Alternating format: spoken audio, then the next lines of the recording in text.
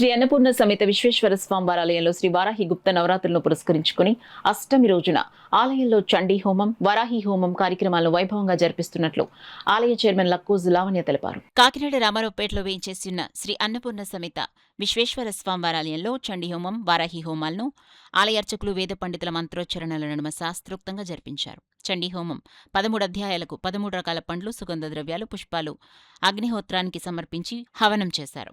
అనంతరం నిర్వహించిన వారాహి హోమంలో వారాహి అమ్మవారికి హోమం, పూర్ణాహుతి ద్రవ్యాలు సమర్పించారు. కార్యక్రమంలో మాజీ కార్పొరేటర్ మల్లిపూడి దీపిక వీరు, ఆలయ చైర్మన్ లక్కోజు లావణ్య, ఆలయ ధర్మకర్తలు కొండపల్లి దేవి శ్రీనివాస్, గునుపూడి శైలజ, చిప్పడ సునీత, కొండపల్లి ఉమాశంకర్, నాగేంద్ర ప్రసాద్, సాపినేని భాస్కర్రావు, అప్పిరాల శ్రీనివాసులు పాల్గొని హోమం, పూర్ణాహుతి ద్రవ్యాలను అర్చకులకు అందించారు. హోమంలో పాల్గొన్న ఆలయ ఎగ్జిక్యూటివ్ ఆఫీసర్ బాదం శ్రీనివాస రామచంద్రరావు దంపతులకు, ఆలయ అర్చకులు శర్మ దంపతులకు ఆలయ కమిటీ నూతన వస్త్రాలను అందించారు.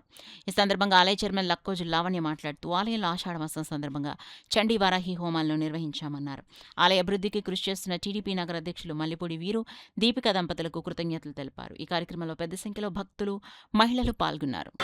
అనుకోకుండా మన రామారావుపేట శివాలయంలో మహిళలు కిందటి సంవత్సరం నుంచి కూడా వారాహి నవరాత్రులు 9 రోజులు లలితాపారాయణం చేస్తున్నారు.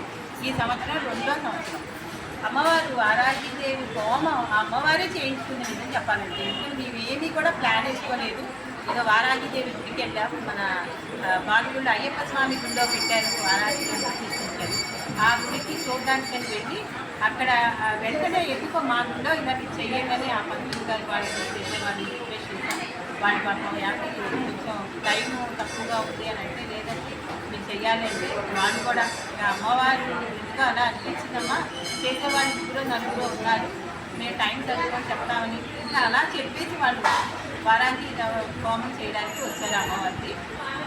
అయితే ఈ కార్యక్రమంలో మహిళలు, తర్వాత భక్తులు అందరూ కూడా, మన కార్యనిర్వహణ సిబ్బంది, తర్వాత మన ధర్మకర్తల మండలి, పురోహితులు వారందరూ కూడా చాలా సహకరించి ఈ కార్యక్రమం చేస్తున్నారు.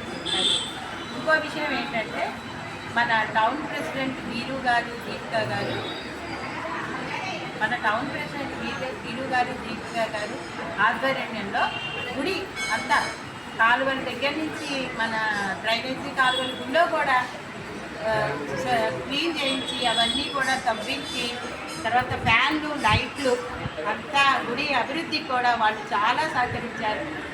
మనందరితో పాటు వాళ్ళకి, భక్తులందరికీ కూడా, కమిటీకి అందరికీ కూడా అమ్మవారి ఆశీర్వాదం ఉండి ఇలాంటి కార్యక్రమం మన రామారావుపేట శివాలయంలో మంచిగా జరగాలని కోరుకుంటున్నాను. ఆ యొక్క భాగ్యాన్ని మాకు కలిగించండి అని అనడంతో అమ్మవారు బాలాత్ర ప్రసిందరిగా మారి అమ్మవారే చెబుతున్నటువంటి అధ్యాయం అన్నమాట.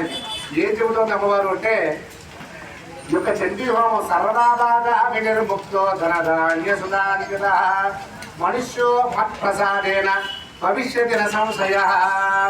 అమ్మవారే మాటిస్తుంది వాడు ఏమని, నా యొక్క చరిత్రాన్ని ఎవరైతే చూస్తారో, ఎవరైతే చేస్తారో, ఎవరైతే ఆచరిస్తారో వారికి ఏదో ఒక రూపంలో నేను వారి ఇంట్లో ఉంటూ వారికి ఏ రకమైన సంస్థ లేకుండా వంశాభివృద్ధిని, గోత్రాభివృద్ధిని కలుగజేస్తాను. భవిష్యత్తులో ఇప్పుడు కూడా భవిష్యత్తులో సంశయం లేకుండా నా యొక్క అనుగ్రహం సంపూర్ణంగా ఉంటుంది. నిశ్చల భక్తితో పులిస్తే